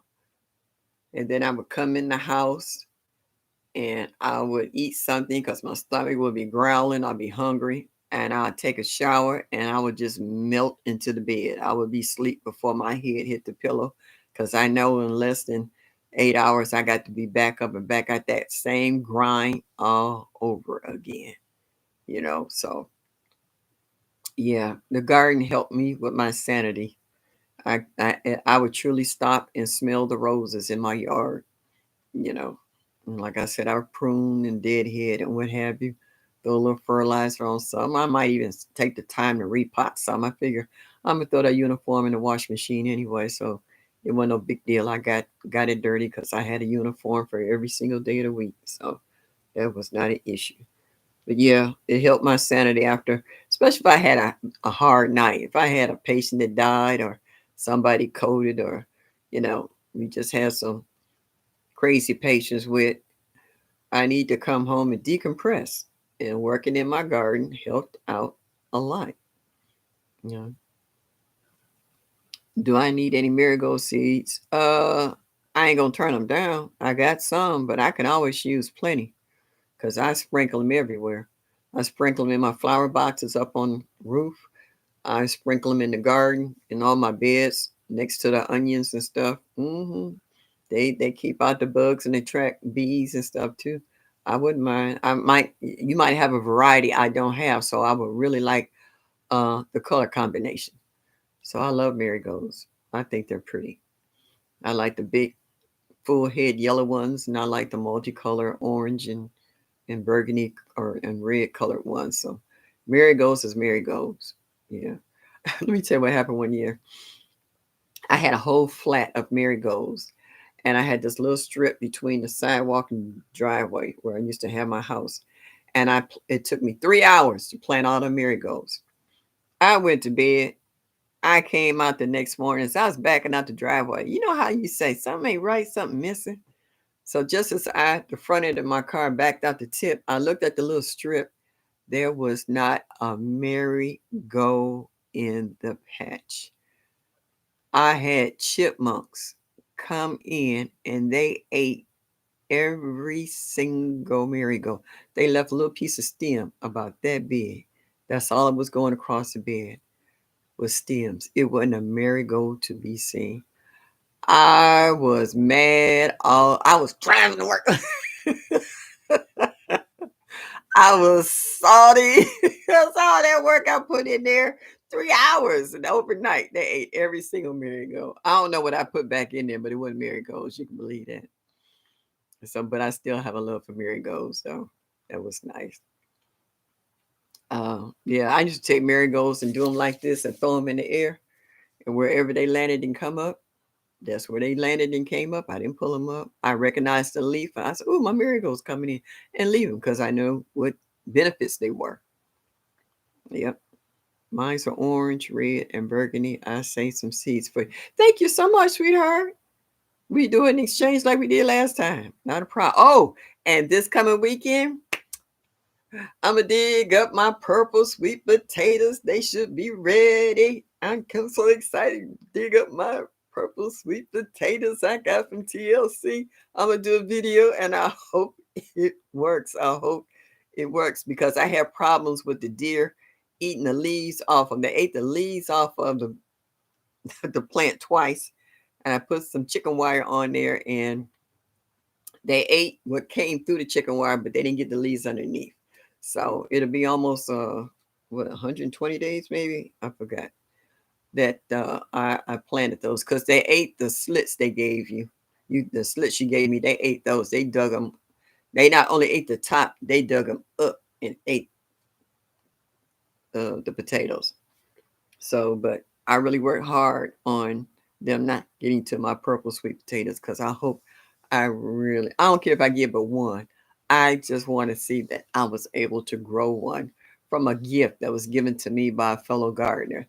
That is my biggest hope for harvesting my purple sweet potatoes. Okay. Yeah, well, yeah, sweet potatoes. And Miss Linda was talking about them yellow ones. I want to try growing the yellow yams. Yeah, I can't wait to see the video too. I just hope it's not a fly. You know how you have a hit and a miss? I hope this works out. Yeah, them blasted critters. Yeah, so the groundhog, well, yeah, if anybody saw my video, the groundhog trying to get into the neighbor's house next door. I told him about the groundhog and I told him I took a video. He said, "Can I see the video?" So I showed him the video. Uh his blood pressure said soon. He was mad. I was like, but he didn't get up under there. But he has a a grate on the outside of chicken wire. They ate through the grate. The grate is all crumbled and all bit. You can see the teeth marks in it. They couldn't get through the chicken wire on the other side of it, but it was just the destruction. They really trying to get up under his porch for the winter because they're getting ready to go into hibernation. So this is a mama looking for either her and her babies to hide. They can't get through the grate that's under my porch, and my grate grid is smaller than his. So I guess they figured they could eat through his, but they couldn't get through up under our porch here. So it's gonna be interesting where that groundhog end up. Micro Farmer! Wow! You bless me. Good evening. Thank you for showing up. I love you, your rabbits and your chickens. You so funny with your little, especially that little baby rabbit. He was so cute. I loved him. Yeah. Thank you, Michael Farmer, for stopping in and saying hello. Appreciate it. Yeah. Okay. Everybody saying hi to Micro. I was unsubscribed, but resubscribed to your channel. Well, thank you. I appreciate that. And you know what? I've been finding that I see my numbers up one day and then come back and they're going down again. And I'm still having problems with notifications. I'm not getting any from anybody. I have a habit of checking through um, whose videos are live. Like today, I had to go back and I saw Homestead Heart where she was doing the squash there with the kuzo or whatever kind of squash she had, and how she was saving seeds. That's what she was doing. The video on saving seeds from her squash. And I'm just like, why didn't I get a notification? I've been getting notifications of everybody. The only notification I got today was Beauty in the Garden with her and her little girl was out shopping. And her little girl has grown so much. And I'm just like, why can't I get notifications of everybody's gardening? I'm just like, I'm really sick of this, that I'm missing everybody. Who was that? Black's Tropical Homestead. I was watching them. They got their new, what's that, freezer? So they could freeze dry fruits and vegetables and stuff. And they was telling, Bobby was talking about how to put it together and how that the Mylar bags and all the other stuff. And I'm just like, how come I'm not getting notifications? So all day I'm going through YouTube trying to see who I missed. I was missed a notification with Farmer Q with his trip in Jamaica. I'm like, it's not like I'm not watching you guys. It's just that I'm not getting the notifications. And if I don't, and I hate to miss the lives where I can get in and talk with others in the chat. I have to go watch replays, you know? So yeah, you know, this is just makes me mad. I'll put it like that. Yeah. YouTube unsubscribe me to people I watch every time they post. Yep. I don't know what they're trying. I'm trying to build up my subscribe. And thank you, by the way, everyone. I'm almost up to 300 subscribers. I'm 3 people short of having 300. So I really appreciate you guys watching my videos. Please add comments if you watch them. I love the comments. I rather look at my videos just to see what people commented on or how they comment. Some of them are hilarious, and I do appreciate you taking the time to watch my videos, but I also like when you comment on them too. So I really do. I miss notifications too, and I also can't see all recent videos to rewatch. Yeah, yeah. I don't know what's going on with YouTube. Is it because our community has grown so much in such a short period of time and that we're not just in the United States, we're reaching all over the world? I mean, we got people that are sitting up at 2 and 3 and 4 o'clock in the morning to get in on the chats. We got people coming in from the islands. We got people coming from the UK. We got people Like African Dreamer, he's in Africa. We got Turf, who's in Germany. I mean, we got people from all over the world that are coming into our chat rooms from all walks of life, from all nationalities, um, race and what have you. And we all have in common the love of gardening and eating healthy. Why is that such a big issue with YouTube? Okay. Okay, Miss Linda. Good night. Thank you so much for stopping in. I appreciate you coming in. And I'll see you, and I'll be waiting on your new videos to pop up during the course of the day. And definitely I'll see you on Sunday. Okay. So you have a good night and enjoy yourself. And I got a corner, Miss Linda. Guava.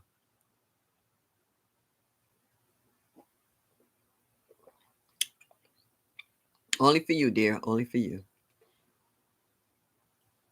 What you say, microfarm? I lost about 2K people in watch hours. Then it seems that they're giving it back. It's crazy. They take it from us, then they give it back. I don't understand. I was like, why they mess with our numbers? What is it about us that they have to do that? Would you say, Mike, you get 90% of your subs from India? Unpopular there. It's got to be YouTube doing it. What? Okay. That's crazy. Hmm. I tell you, it's always something. Well, you know what, y'all? Folks are starting to leave out, calling it a night. What time it? It's 9 o'clock here. I don't know what time it is in other cities, but I've been on here for 2 hours. And I appreciate you guys taking the time to come by and see and listen to this old lady just ramble on about this, that, and the other. It's greatly appreciated. So I'm going to say good night to everyone in the chat. I appreciate you stopping by. And every Thursday at 7, I'll be in the same bat station, same bat time. Please hit that thumbs up and act like you like me just a little bit. And subscribe to my channel and share with others. As I always say, good night. Y'all come back now. You hear?